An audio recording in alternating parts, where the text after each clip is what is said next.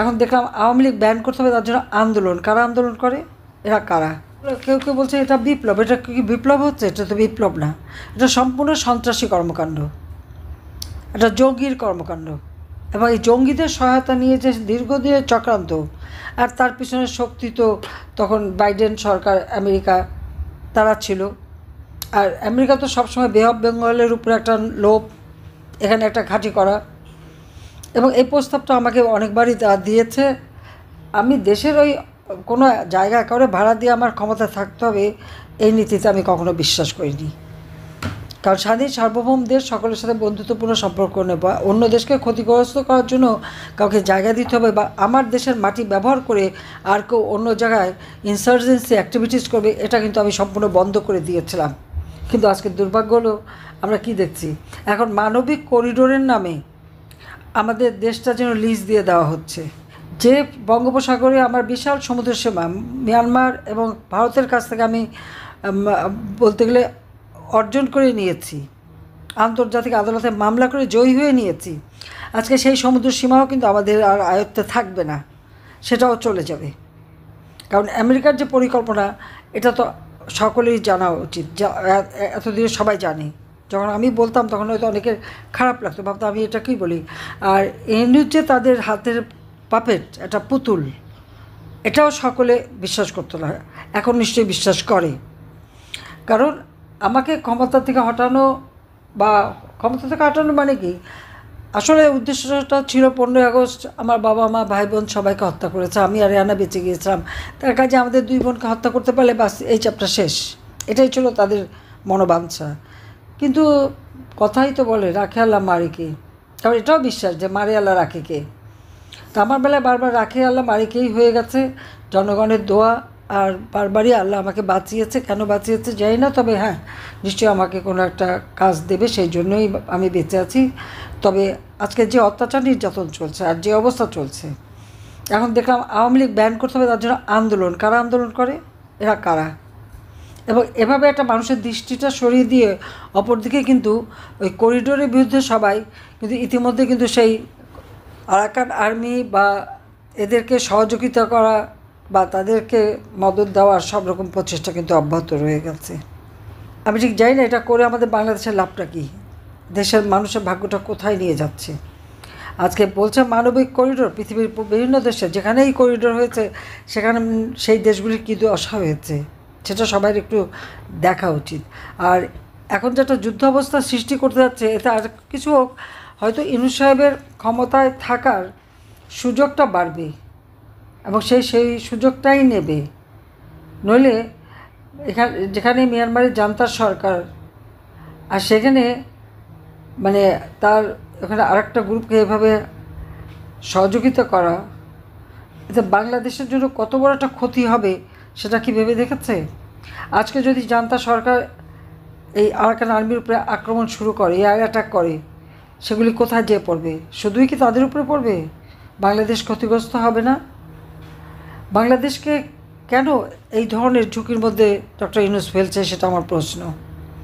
কেন বাংলাদেশের জনগণের ভাগ্য নিয়ে সে সিনেমেরি খেলছে? তার তো পয়সার অভাব নাই। গ্রামীণ ব্যাংক, টেলিকমের টাকা থেকে শুরু করে সমস্ত টাকা, দরিদ্রের মাথার ঘাম পায়ে ফেলে উপার্জিত টাকা সবই তো সে নিয়েছে।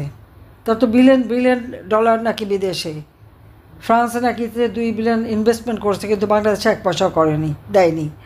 গ্রামীণ ব্যাংকে এমটি পদে চাকরি করেছে, কিন্তু গ্রামীণ ব্যাংকে কোনোদিন কোনো টাকা ডিপোজিট দেয়নি, তার কোনো টাকা ওখানে নাই, তার কোনো মানে বিনিয়োগও নাই। কিন্তু বিশ্বের কাছে একটা মিথ্যা ধোঁকাবাজি দিয়েছে যে গ্রামীণ ব্যাংকটা কি তার নিজের হাতে করা। তাহলে তার বিনিয়োগ কোথায়? গ্রামীণ ব্যাংকে বিনিয়োগ তো নাই, বরং গ্রামীণ ব্যাংকটাকে চুষে চুষে খেয়েছে। এখন তো সবটুকু, আগে যেখানে পাবলিক প্রপার্টি ছিল 25 ভাগ, সেটুকুও সে দখল করে নিয়েছে একটা অর্ডার দিয়ে। আজকে ইউনূস ক্ষমতা আসার পর আপনি যদি হিসাব করেন যে তিনি কি পেলেন আর বাংলাদেশের জনতা কি পেল। ইউনূস পেয়েছে কি আপনারা দেখেন, সেখানে সে পেয়েছে ম্যান পাওয়ার ব্যবসা, অর্থাৎ সে আদম ব্যাপারীর লাইসেন্স নিয়ে নিল ম্যান পাওয়ার ব্যবসা করার জন্য। ইউনূস সেখানে এখন ডিজিটাল ওয়ালেট, অর্থাৎ ওই যে টাকা লেনদেন বিকাশের মতো নগদের মতো সে টাকা লেনদেনের ব্যবসা, সেটা সে বাগিয়ে নিয়েছে নিজে ক্ষমতায় বসে সবার আগে। এবং তার বিরুদ্ধে এই যে গ্রামীণ ব্যাংক এবং টেলিকমিউনিকেশনের টাকা আত্মসাৎ করা, বিশেষ করে শ্রমিকদের, তার নিজের কোম্পানির শ্রমিক, তাদের টাকা মেরে খেয়েছে। কোম্পানির শ্রমিকদের শ্রমিক আইনে আছে লভ্যাংশের 5% তাদের শ্রমিক কল্যাণ ফান্ডে যাবে, সেটাকে সে কোনো দিন দেয়নি। শ্রমিকরা মামলা করে, শ্রমিকের মামলায় শ্রমিক আদালতে, লেবার কোর্টে সে একজন সাজাপ্রাপ্ত আসামি, তার কিন্তু সাজা হয়েছে। হ্যাঁ, আমরা তাকে হয়তো জামিন চেয়েছে, জামিন দেওয়া হয়েছে, আপত্তি করা হয়নি, কিন্তু সে তার নোংরামিটা দেখালো। তার চেহারাটা আজকে সারা বিশ্বের কাছে উন্মুখ হয়ে গেল, যে কীভাবে উন্মুক্ত হয়ে গেল, যে সে কীভাবে একটা দলকে ধ্বংস করার জন্য, একটা দেশকে ধ্বংস করার জন্য উঠে পড়ে লেগেছে, নিজের স্বার্থ চরিতার্থ করার জন্য। কী স্বার্থটা তার? এই বয়সে এসে যে এত ব্যবসা নিচ্ছে, খাবে কবে? খেতে পারে সব? সেটা আমার প্রশ্ন। আদম ব্যাপারী লাইসেন্স, ডিজিটাল ওয়ালেটের লাইসেন্স, টাকা লেনদেনের লাইসেন্স, বিশ্ববিদ্যালয় প্রতিষ্ঠার অনুমোদন, স্টারলিংকের বাণিজ্য, এলএনজি ব্যবসার কমিশন, গ্রামীণ ব্যাংকের মালিকানা, এবং 5 বছর পর্যন্ত সব ঋণ মৌকুব। আয়কর ফাঁকি দেওয়া তার অভ্যাস। 666 কোটি টাকার আয়কর, সেটাও সে ফাঁকি দিয়েছে, সেটাও দেয়নি। তার কাছে প্রায় 1100 কোটি টাকার আয়কর পাওনা। এবং তার যে কোম্পানি, 48টা কোম্পানিতে কোনো দিন একটা কোম্পানি থেকেও সে কোনো আয়কর দেয়নি, কারণ সবগুলি সে লোকসান দেখাতো আর লাভের ভাগটা চুরি করে নিয়ে যেত। যেখানে বিশ্বে অনেকে অনুদান দিয়েছে গ্রামীণ ব্যাংকের জন্য, সেটাকে গ্রামীণ ব্যাংকে কোনো দিন যায়নি। একটা কোম্পানি খুলেছে আর সেখান থেকে টাকা কামাই করে সে টাকা সে নিয়ে চলে গেছে। তো এটাই প্রশ্ন, যে আর জনগণকে কী দিয়েছে? তিনি তো ব্যবসা বাগালেন, তার আয়কর দিতে হবে না, সেটা তিনি মাফ করিয়ে নিলেন। তার বিরুদ্ধে 5টা দুর্নীতির মামলা, সেই মামলা সে প্রত্যাহার করে নিল। আয়কর দেয়নি সেই মামলা, রায়টা হওয়ার কথা 6 আগস্ট, সেটাও হচ্ছে প্রত্যাহার করে নিল। তার যেটুকু গোছানো সে সবই করে ফেললো। আর জনগণকে কী দিল? সারা দেশের মানুষকে চরমভাবে সে অশান্তি দিয়ে রাখছে। ডাকাতি, চুরি, ছিনতাই প্রতিদিনের ব্যাপার। মহিলারা বাইরে বেরোতে ভয় পায়, কারণ সে তো ওই জঙ্গি এবং সন্ত্রাস করেই তো ক্ষমতা এসেছে। এখানে কোনো বিপ্লব হয়নি, এখানে কোনো অভ্যুত্থানের। আর সেটা তো ডক্টর ইউনূস নিজেও বলেছে। বিল ক্লিন্টন ফাউন্ডেশনের অনুষ্ঠানে যে বললো, তো এটা ছাত্ররা জানতো না, এটা জনগণও জানতো না, কোনো নেতা ছিল না। তার মেটিকুলাস ডিজাইনের মাস্টার মাইন্ড দ্বারা এই আন্দোলন করে সে শেখ হাসিনাকে ক্ষমতা থেকে সরিয়ে ক্ষমতা দখল করেছে। কি সম্মানের ব্যাপার! সে ডাকাতি করে, সন্ত্রাস করে, ক্ষমতা দখল করে উচ্চস্বরে কথা বলে। লজ্জা শরম বলেও তো একটা কথা থাকে। আমি জিজ্ঞেস করি, ডক্টর ইউনূস সাহেব, আপনার যে এত বড় বড় কথা, এত বিদেশি বন্ধু, তা আপনি মুখ দেখান কীভাবে? আপনি তো সন্ত্রাস করে ক্ষমতা দখল করেছেন, জনগণের ম্যান্ডেট নিয়ে আসেননি, সাংবিধানিকভাবে ক্ষমতা দখল করেননি বা আসেননি, ভোট করে জিতে আসেননি, এসেছেন জঙ্গিদের সহায়তায়। তার মানে বাংলাদেশটা এখন জঙ্গির দেশ, সন্ত্রাসের দেশে পরিণত করেছে। সাধারণ মানুষের জীবনের শান্তি, নিরাপত্তা সব কেড়ে নিয়েছে। কাজে আর এখন এটা তারই মেটিকুলাস ডিজাইনের অংশ। কী হলো? এই সমন্বয়, অমুক দল, সমুক দল, সব যে, এবং শিবির তো একটা সন্ত্রাসী, তো আমেরিকার কাছেই তো তারা সন্ত্রাসী দল হিসেবে চিহ্নিত। আজকে এরা আন্দোলন এবং সমর্থন দিচ্ছে। আওয়ামী লীগ ব্যান করতে হবে, যুবলীগ ব্যান করতে হবে, স্বেচ্ছাসেবক লীগ ব্যান করতে হবে, আর ছাত্রলীগ ব্যান করেছে। আমার প্রশ্ন হচ্ছে, আমি ডক্টর ইউনূসকে জিজ্ঞেস করি, আপনি কোন ম্যান্ডেট নিয়ে ক্ষমতা এসেছেন যে আপনি এই নির্দেশ দেন? আপনার কি অধিকার আছে? কোন রাইট আছে? সাংবিধানিক রাইট আছে? না। জনগণের সমর্থন আছে? না।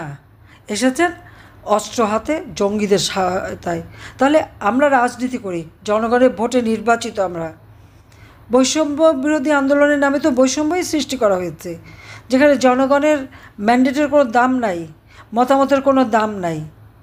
হ্যাঁ, মেটিকুলাস ডিজাইনের অংশ হিসেবে তিনি 40 জন লোক ভাড়া করেছেন, 5 লাখ 7 লাখ টাকা বেতন এবং 40-50টা পেজ খুলে তিনি ওই কর্পোরেট বিজনেসের নামে যেভাবে তারা অ্যাড দেয় ওইভাবে অ্যাড দিয়ে উনি 1 কোটি মানুষের মতামত আনবে, যে তারা বলবে যে ইউনূস সাহেব আপনি ক্ষমতায় থাকেন। যান না গ্রামে গঞ্জে, যান না সাধারণ মানুষের কাছে বা চাকরিজীবীদের কাছে, কয়জন আপনাকে হ্যাঁ বলে যে আপনি থাকেন? কেউ বলবে না। বলবে বাবারে এখন আমাদের ছাড়ো, এই যন্ত্রণা আর দিও না, আমরা শেখ হাসিনার আমলেই ভালো ছিলাম, আওয়ামী লীগের আমলেই ভালো ছিলাম, সেটাই বলবে। সেই কথাটা এখন পছন্দ হচ্ছে না, সেই জন্যই এখন শেখ হাসিনাকে হত্যা করতে পারলেন না, এটাই দুঃখ। আর 2 বোন ক্ষমতা মানে আমাদেরকে খতম করতে পারলে সে খুব খুশি হতো, যে জন্য আমার আওয়ামী লীগের নেতাকর্মীদের রক্ত ঝরাচ্ছে, মিথ্যা মামলা দিয়ে দিচ্ছে। আমাদের মহিলা আওয়ামী লীগ, যুব মহিলা লীগ, সেই মেয়েদের পর্যন্ত গ্রেপ্তার করছে। ছোট বাচ্চা বুকের দুধ খায়, সেই বাচ্চাকে ফেলে দিয়ে গ্রেপ্তার করা, 3 বছরের বাচ্চা সহ মাকে গ্রেপ্তার করা, কুপিয়ে মেরে ফেলা, ছেলেকে পেলো না, অ্যারেস্ট করতে পারলো, মাকে কুপিয়ে মারা, আগুন দিয়ে মারা, বাবাকে মারা, চরম অসভ্যতার মতো ব্যবহার। আর এই ছেলেপেলেগুলি এত বেয়াদবের মতো ব্যবহার করে, তাদের ঘরে মা বাপ নাই। কী শিক্ষা দিয়েছে মা বাপ? শিক্ষকদের অপমান, তাদের গলায় জুতার মালা পরানো, তাদেরকে জোর করে মানে পদত্যাগ করানো থেকে শুরু করে এহনো ধরনের কথা নাই না বলে। এই একটা জেনারেশনকে এইভাবে চরমভাবে মানে তাদের কোনো ভদ্রতা না, শিক্ষা না, এটিকেট না, কিছু শিখলো না, শিখলো চরমভাবে বেয়াদবি করার দুর্বৃত্তায়ন। তো এই জাতিকে কী পাবে এদের কাছ থেকে ভবিষ্যতে? কী পাবে? লেখাপড়া পত্র বন্ধ, লক্ষ লক্ষ ছেলে মেয়ে আজকে লেখাপড়া করতে পারছে না, পরীক্ষা দিতে পারছে না। কি আওয়ামী লীগ করে কেন বা মুক্তিযোদ্ধা কেন? লজ্জা করে না এটা বলতে? এই লাখো শহীদের রক্তের বিনিময়ে এই স্বাধীনতা এসেছে, মুক্তিযুদ্ধের মধ্য দিয়ে স্বাধীনতা এসেছে। এই স্বাধীন সার্বভৌম রাষ্ট্র গঠন করে দিয়ে গেছে যারা, তাদেরকে অবমাননা করা, 32 নাম্বার পুড়িয়ে বঙ্গবন্ধুর নাম মুছে ফেলবে, সেটা পারবে না, কোনো দিন পারেনি, কেউ পারবে না। আজকে মুক্তিযুদ্ধের স্মৃতি মুছে ফেলা, আর যারা আমাদের পরাজিত করেছিল, মা বোনদের ক্যাম্পে নিয়ে দিনের পর দিন অত্যাচার করেছে, গণহত্যা চালিয়েছে, দিনের গ্রামের পর গ্রাম জ্বালিয়ে পড়ে ছাড়খাড় করেছে, তাদের সাথে গলায় গলায় ভাব। চমৎকার! কোন দেশে আছি আমরা? জঙ্গি, সন্ত্রাসী, যুদ্ধাপরাধী, বঙ্গবন্ধুর হত্যাকারী, এরাই হয়ে গেছে এখন তার আধার। এখন জনগণ তাদের নাবিশ্বাস উঠেছে, এখন জনগণ চিৎকার করে বলে যে ইউনূস তুই কবে যাবি, আমরা কবে মুক্তি পাব? সেটাই হচ্ছে কথা, যে এই জঙ্গি ইউনূসের অত্যাচার, নির্যাতন, আর তার ওই ম্যাটিকুলাস ডিজাইন, আর তার ওই চালা চামুন্ডাদের হাতে সারা বাংলাদেশ জিম্মি। কিন্তু জনগণের কাছ থেকে বিচ্ছিন্ন করতে চাই, সে বিচ্ছিন্ন করতে পারবে না। আমি জনগণের জন্যই আছি, বাবা মা ভাই সব হারিয়েছিলাম, এই বাংলাদেশের মানুষকে আমি আপন করে নিয়েছি। এই বাংলাদেশের মানুষের মাঝেই আমি খুঁজে পেয়েছি আমার স্নেহ, ভাইয়ের স্নেহ, মায়ের স্নেহ, বাবার স্নেহ, তাদেরকে আমি আপন করে নিয়েছি। কাজে তাদের জন্য আমার জীবনটাকে উৎসর্গ করেছি। সবাইকে ধন্যবাদ। জয় বাংলা, জয় বঙ্গবন্ধু, বাংলাদেশ জয়জীবী হোক।